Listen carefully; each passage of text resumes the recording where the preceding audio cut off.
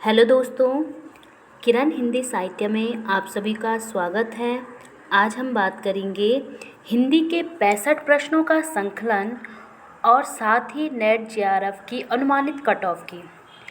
इससे पहले आप प्लीज़ चैनल को लाइक, सब्सक्राइब और जहाँ पे प्रश्नों में कुछ कमियाँ होंगी कमेंट ज़रूर करें और बताएं, नए प्रश्नों को बताएं जो प्रश्न छूट गए होंगे।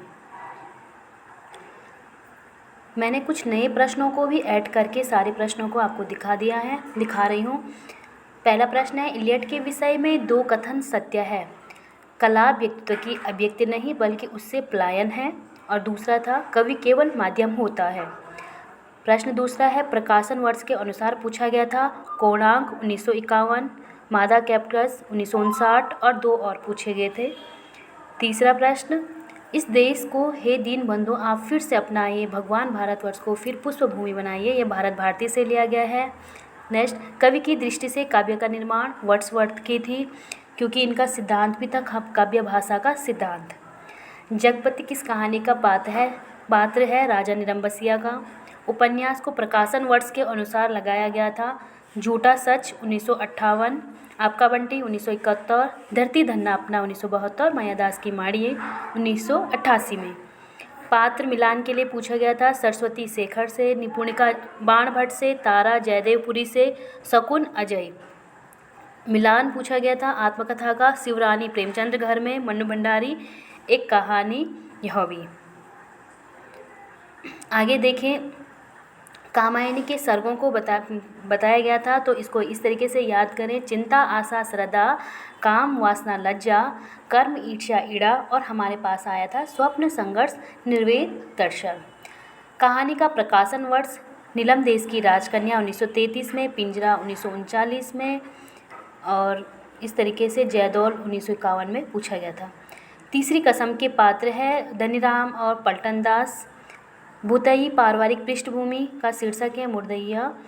सभा विलास लल्लूलाल के है। उदासी संप्रदाय श्रीचंद की है और विशोबा खेचर गुरु है नामदेव। वंशीधर पात्र है दुलाई वाले से। प्रथम विश्व युद्ध पर आधारित कहानी उसने कहा था।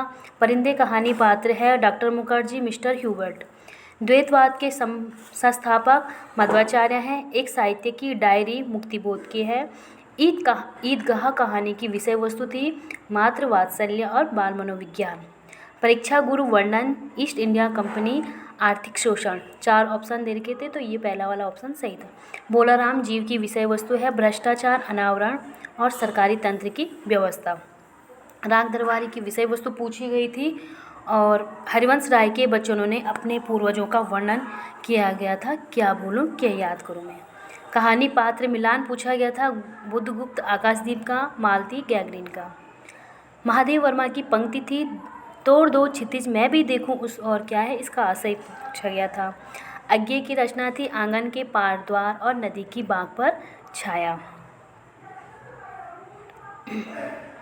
सादृश्य मूलक अलंकार उत्प्रेक्षा आता है इसके अंतर्गत।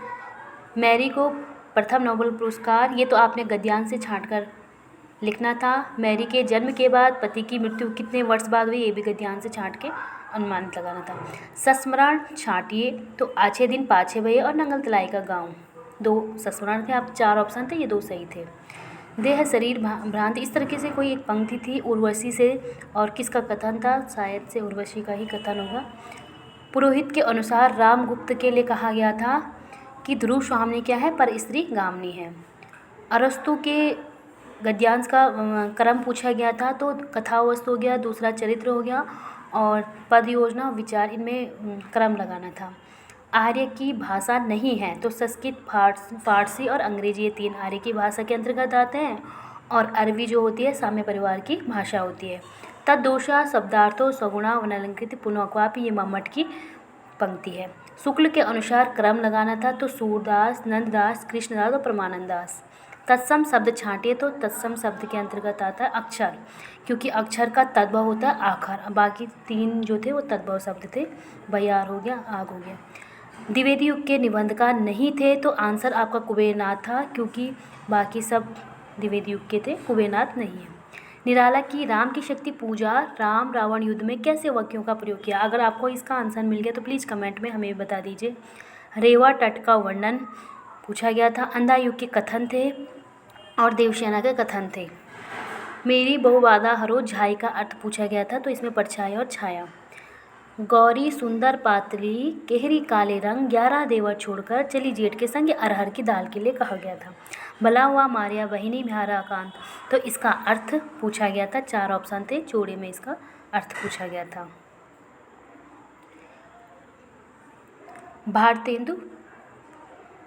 भारतेंदु हरिश्चंद्र की अनुदित रचना नहीं है। भारतेंदु हरिश्चंद्र की अनुदित रचना नहीं है, तो इसमें आंसर है सती प्रताप, क्योंकि विद्या सुंदरी, पाखंड विडंबन और सत्य हरिश्चंद्र ये अनुदित रचना है। सती प्रताप इनकी मौलिक रचना है 1883 में, और राधा कृष्ण दास ने इसको पूरा किया था। भारतेंदु का निबंध है रामायण का समय। असल लक्ष्य क्रम व्यंग्य ध्वनि में आता है, तो 4 ऑप्शन थे, ध्वनि, रस, अलंकार, वस्तु, तो इसमें से एक छांटना था। आवारा मसीहा जीवनी शरदचंद्र पे लिखी गई थी। विद्यापति पदावली की विषय वस्तु पूछी गई थी। शेखर एक जीवनी की पृष्ठभूमि पूछी गई थी। पद्माकर के बारे में शुक्ल ने क्या कहा था, ये एक पंक्ति आई थी इनके बारे में। और छायावत के बारे में भी शुक्ल की पंक्ति आई, मतलब कथन आया था। शिव समूह की चिट्ठी से संबंधित थी, तो भारत मित्र इनका पत्र था। और 4 ऑप्शन थे, तो जोड़े में थे, तो कलकत्ता शिव समूह की चिट्ठी से संबंधित ही है।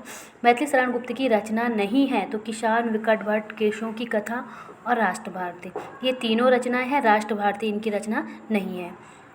नागार्जुन की कविता में चकवा चकवी का वर्णन पूछा गया था, क्या वर्णन है। जात पूछो ब्राह्मण के टका शीर्ष में जात का वर्णन पूछा गया था, ये पंक्ति अंधेर नगरी से ली गई है। नेक्स्ट है रामचरितमानस में तुलसी की अंतिम पंक्तियों में तुलसीदास ने क्या लिखा, अंतिम पंक्तियाँ क्या लिखी हैं, तो 4 ऑप्शन थे, विकल्प में जोड़े में थे। और सतपुड़ा के जंगल का वर्णन किया गया था। हिंदी आलोचना और रामचंद्र शुक्ल, रामविलास शर्मा की थी। ऐसी 4 ऑप्शन मिलान में पूछे गए थे।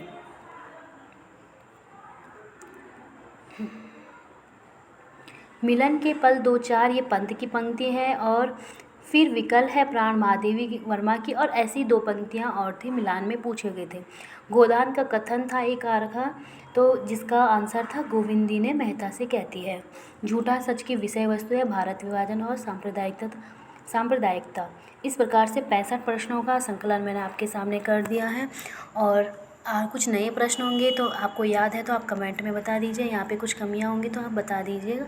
बाकी थोड़ा कुछ अनुमानित मेरिट के बारे में कुछ अनुमानित लगाया था कि यूजीसी नेट और जेआरएफ की जो कट ऑफ मेरिट जो हिंदी की रहेगी, तो सामान्य में अगर हम नेट की देखेंगे तो 91 नेट की रहेगी, उससे ऊपर ही रहेगी। और जेआरएफ की 98 से ऊपर ही रहेगी, 1-2 नंबर ऊपर होंगे। ईडब्ल्यूएस की 89 और 94 जेआरएफ की से ऊपर जाएगी। वैसे ही ओबीसी की 88 और 93 जेआरएफ के लिए, एससी की 85 और 89 जेआरएफ के लिए, बाकी एसटी की 81 और 86 जेआरएफ के लिए। क्योंकि पेपर ना ज़्यादा कठिन बिल्कुल भी नहीं था, क्योंकि हिंदी बहुत अच्छी, मतलब हिंदी का पेपर सरल था, मतलब सरल भी नहीं बोल सकते हैं, मीडियम सही था। बस फर्स्ट पेपर जो आपका थोड़ा सा कठिनाई करेगा, बाकी मेरिट आपकी ठीक ठाक ही बनेगी। यहाँ पे भी आपके 1-2 प्रश्न ऊपर नीचे होंगे, बाकी सब सही थे। तो धन्यवाद। आगे इसी तरीके से हम आगे नेक्स्ट वीडियो की हम नेट जेआरएफ के लिए आगे कंटिन्यू कोर्स चलाएँगे। तो जैसे भी होगा आपको ग्रुप में या चैनल के माध्यम से बता दिया जाएगा। धन्यवाद।